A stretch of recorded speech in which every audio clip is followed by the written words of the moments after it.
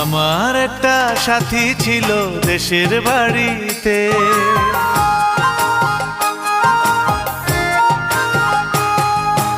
আমার একটা সাথী ছিল দেশের বাড়িতে, মিষ্টি প্রেমের লিখত চিঠি প্রতি মাসেতে। হঠাৎ একদিন খবর এলো সাথীর নাকি বিয়ে হলো আমার অজান্তে। এখন বলো দেশে যাব কার আশাতে, এখন বলো দেশে যাব কার আশাতে।